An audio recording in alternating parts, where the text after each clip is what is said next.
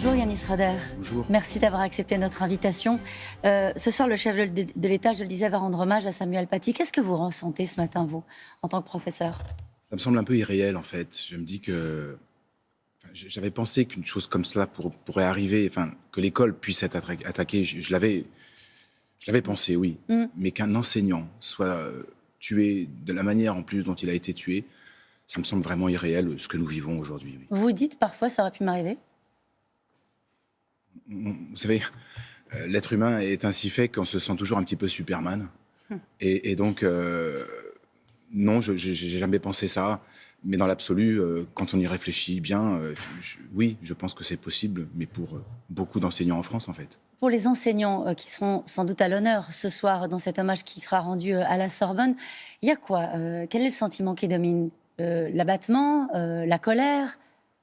Je crois que c'est un partage de tout cela. C'est un mélange de tout cela. C'est à la fois l'abattement parce que beaucoup d'enseignants ont l'impression qu'ils ont parlé dans le vide, mais aussi que quand ils rencontrent des incidents, ils n'ont pas été assez soutenus.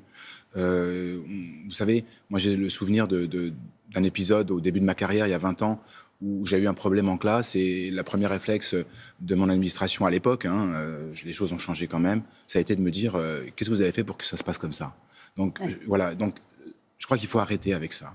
Et je crois qu'il est important d'entendre, par exemple, ce que nous dit le ministre, c'est-à-dire plus de poussière sous le tapis et surtout que les enseignants puissent s'adosser à l'institution. C'est la une de La Croix ce matin, on l'a vu dans la revue de presse, pas de vague. Il y a eu cette tentation de la part, y compris de certains enseignants, de dire on ne va pas forcément faire remonter ce qui se passe en classe parce qu'on ne veut pas de problème. Alors, il y a à la fois cette réalité-là, on ne veut pas de problème, on ne veut pas être jugé. Vous savez, un enseignant qui rencontre des difficultés en classe, il peut considérer que...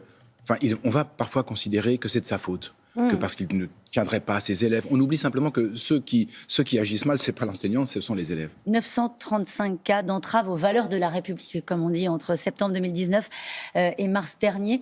Comment ça se traduit en classe ? Je rappelle que vous êtes enseignant d'histoire-géographie en ZEP. Dans le Parisien, ce matin, il y a une professeure qui raconte cette anecdote, je voudrais partager avec vous. Un père d'élève lui écrit parce qu'elle n'a pas, dit-il, à obliger un élève à prononcer le mot interdit. Qu'est-ce que le mot interdit ? Cochon. Comment est-ce qu'on réagit dans un cas comme celui-ci ou une autre qui raconte qu'elle a été menacée personnellement parce qu'elle évoquait en classe l'égalité homme-femme ? Ça vous est arrivé, j'imagine ? Oui, bien sûr. Deux choses, en fait. La première, c'est que l'école n'a pas à prendre en compte la sensibilité de chacun. À l'école, c'est le principe même de la laïcité, de ce qu'on appelle, de ce que Catherine Kinsler, la philosophe, appelle cette respiration républicaine. Quand on vient, eh bien, on laisse son intime à l'entrée. On laisse sa susceptibilité à l'entrée. L'intime, c'est la religion ? Oui, c'est entre autres la religion, mais c'est pas seulement la religion, mais c'est entre autres la religion.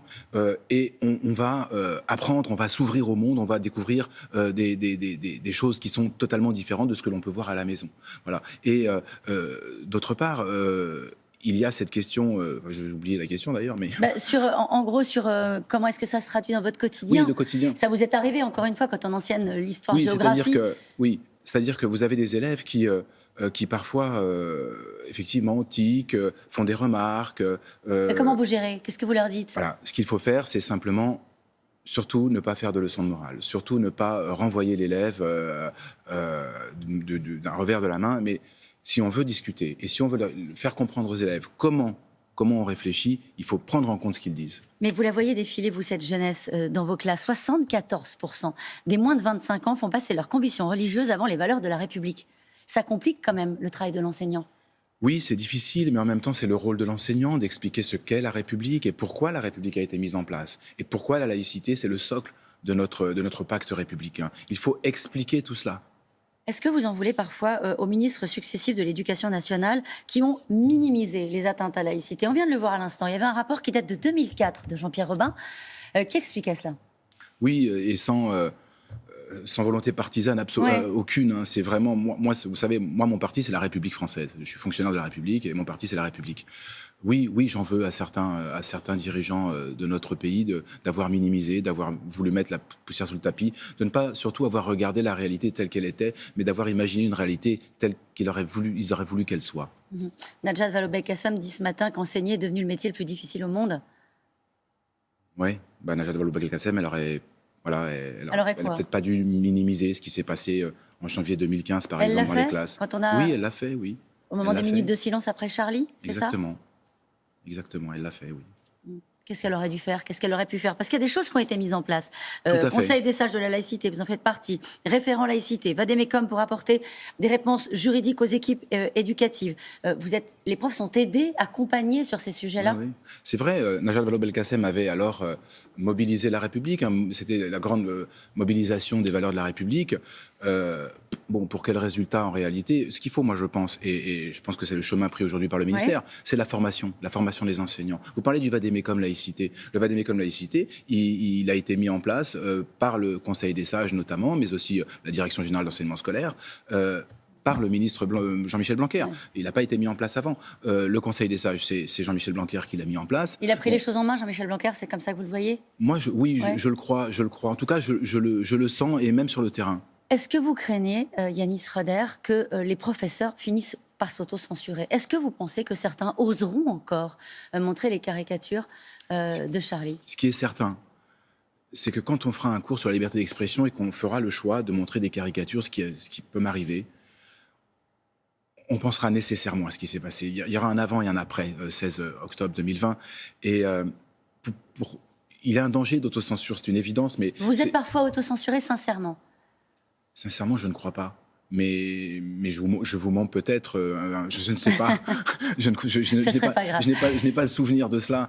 Mais ce que je voulais dire, c'est que si les enseignants se sentent soutenus par l'institution, par leur hiérarchie, par les équipes valeurs de la République, voilà, peut-être qu'il y aura moins de danger d'autocensure. Quand vous avez dit récemment, ça fait 20 ans qu'on vous dit « tu exagères » lorsque vous parlez des atteintes à la laïcité, ça se traduisait comment? C'était parfois des confrères, c'était parfois des proviseurs, c'était comment? Alors c'était, par exemple, je vais vous prendre un exemple.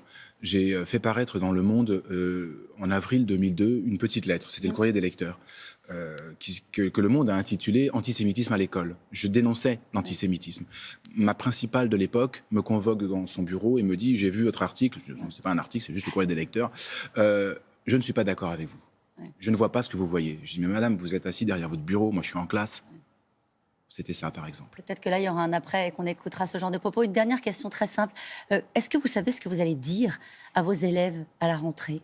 Écoutez, pas encore. J'avoue que c'était pas évident. Voilà. Il se trouve que j'ai invité une association d'avocats qui était censée venir parler de la liberté d'expression. Donc ça tombe plutôt bien.